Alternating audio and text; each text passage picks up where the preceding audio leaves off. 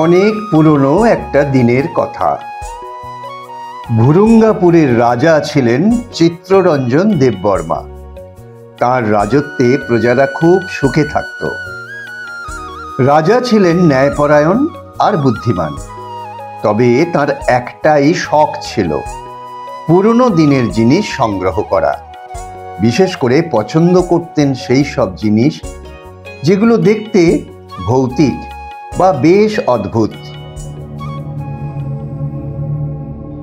রাজবাড়ির একটা বিশাল ঘর ভর্তি ছিল নানান ভৌতিক জিনিসের সম্ভারে। ছিল শেয়াল রাজার মুকুট, যে মুকুট নাকি গভীর রাতে শেয়ালের ডাকের মতো আওয়াজ করত। ছিল একজোড়া রক্তচোষা মোমবাতি, যেগুলো জ্বালালে ঘর জুড়ে কেমন যেন স্যাঁতস্যাঁতে গন্ধ বেরোতো। আর ছিল একটা পিশাচের কাঁকড়া, যেটা মাঝে মধ্যে নিজে নিজেই নড়ে উঠত। রাজবাড়ির সবাই এইসব অদ্ভুতুড়ে জিনিস দেখে ভয়ে সিঁটিয়ে থাকত, কিন্তু রাজা চিত্ররঞ্জন বেশ মজা পেতেন। তার ধারণা ছিল এইসব জিনিস মোটেই ভয়ঙ্কর নয়, বরং বেশ মজাদার।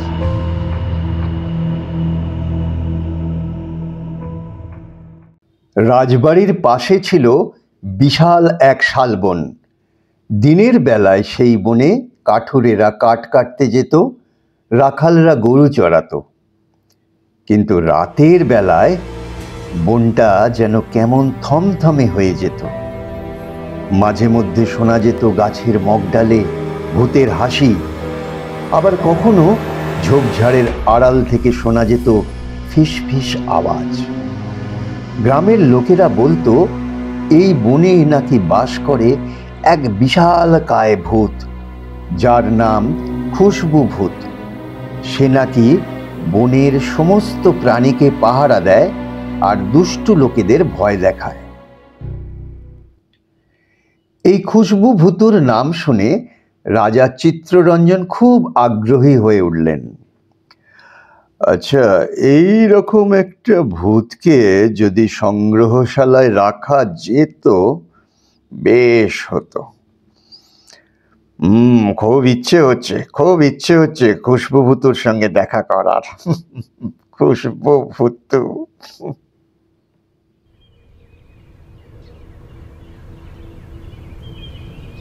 একদিন রাজা তার বিশ্বস্ত পারিষদ অঘোরবাবুকে ডাকলেন। অঘোরবাবু ছিলেন রাজার ডান হাত। সব বিষয়েই তার গভীর জ্ঞান, বিশেষ করে পুরনো পুঁথি আর লোককথায়। অঘোর মহারাজ, আমি খুশবু ভূতের সঙ্গে দেখা করতে চাই, ব্যবস্থা করো।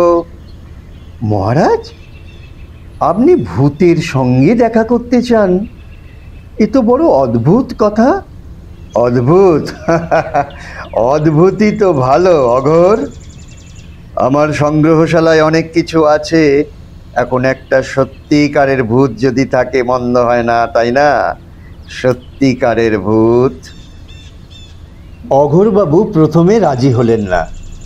তিনি জানতেন বনের ভূত মোটেই সাধারণ নয়, কিন্তু রাজার জেদ তার কাছে হার মানলেন। ঠিক আছে মহারাজ, তবে একা যাবেন না, কিন্তু আমি যাব। আর আমাকে কিছু মন্ত্রপোড়া জিনিস নিতে দিন, যদি কোনো বিপদ হয়।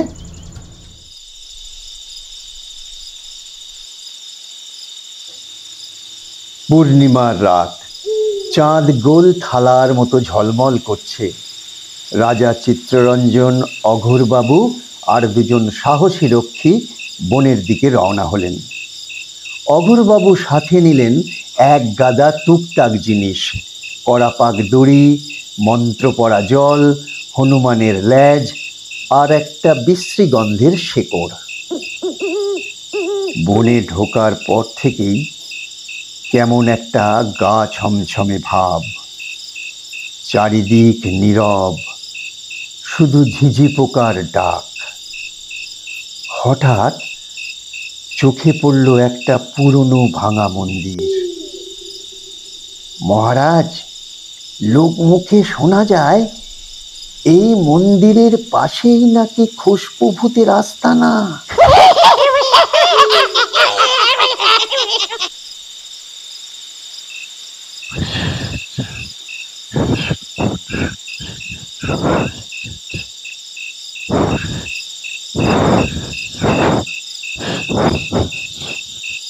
তারা মন্দিরের চারপাশ খুঁজতে লাগলেন। কিছুক্ষণ পর তারা শুনতে পেলেন একটা ক্ষীণ আওয়াজ।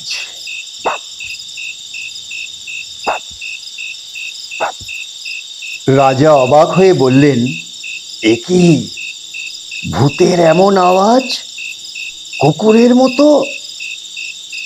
আওয়াজটা অনুসরণ করে তারা মন্দিরের পিছনের দিকে গিয়ে দেখলেন একটা বিরাট কুকুর বসে আছে। দেখতে ভয়ঙ্কর, চোখ দুটো লাল টকটকে, আর গা থেকে কেমন যেন মিষ্টি একটা গন্ধ বেরোচ্ছে।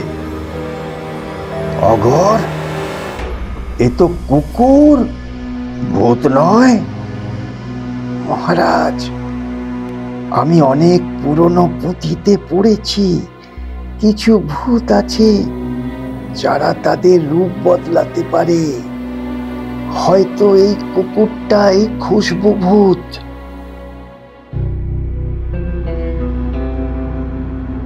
রাজা সাহস করে কুকুরটার দিকে এগিয়ে গেলেন। কুকুরটা লেজ নাড়তে লাগলো। রাজা হাত বাড়িয়ে কুকুরটার গায়ে হাত বুলিয়ে দিলেন। কুকুরটা তখন লেজ নাড়তে নাড়তে একটা লম্বা হাই তুলল। সেই হাইয়ের সাথে সাথে একটা মিষ্টি গন্ধ ছড়িয়ে পড়ল চারদিকে।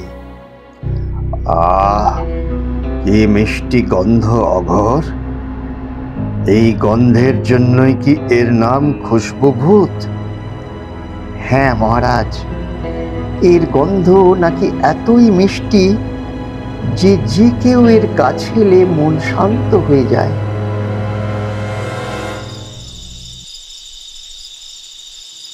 রাজা কুকুরটাকে রাজবাড়িতে নিয়ে আসার সিদ্ধান্ত নিলেন। কিন্তু কুকুরটা তো আর সাধারণ কুকুর নয়, তাকে কিভাবে আনা যায়? অঘোরবাবু মন্ত্র পড়া জল কুকুরটার গায়ে ছিটিয়ে দিলেন। আশ্চর্য ব্যাপার, জল ছিটানোর সঙ্গে সঙ্গেই কুকুরটা ছোট হতে শুরু করলো। ছোট হতে হতে হতে একটা ছোট্ট ফুটফুটে কুকুরে পরিণত হলো। তার চোখ দুটো তখনও লাল টকটকে ছিল, কিন্তু তার গায়ের গন্ধটা আরো মিষ্টি হয়ে গেল।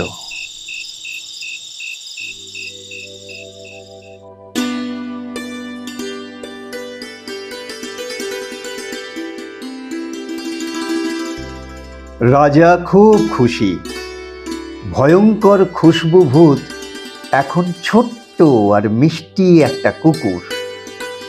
রাজা ছোট কুকুরটাকে কোলে নিয়ে রাজবাড়িতে ফিরলেন। নাম রাখলেন খুশবু। খুশবু রাজবাড়িতে আসার পর থেকেই সব কেমন যেন বদলে যেতে লাগলো। খুশবু সারাদিন রাজবাড়িতে ঘুরে বেড়াতো। তার গায়ের মিষ্টি গন্ধে রাজবাড়িতে একটা শান্তি আর আনন্দের পরিবেশ তৈরি হলো। যারা আগে ভয়ে সিঁটিয়ে থাকতো তারাও এখন বেশ প্রাণবন্ত।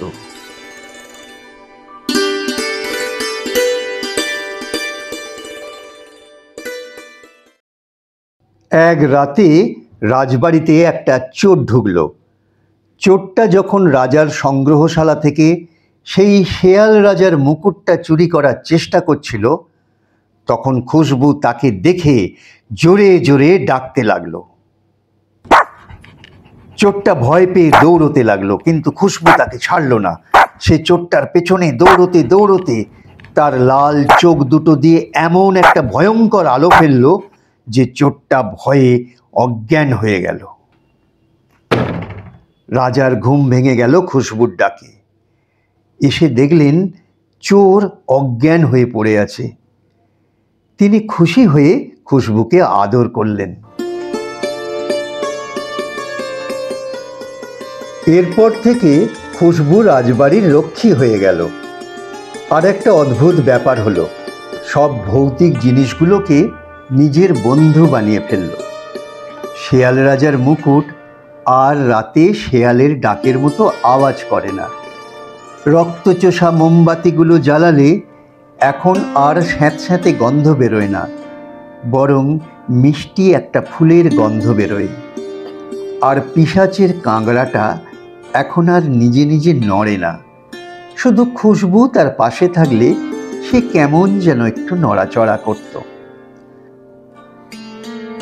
রাজা চিত্ররঞ্জন বুঝতে পারলেন ভৌতিক জিনিসগুলো আসলে ভয়ের বিষয় ছিলই না, তারা কেবল একা ছিল।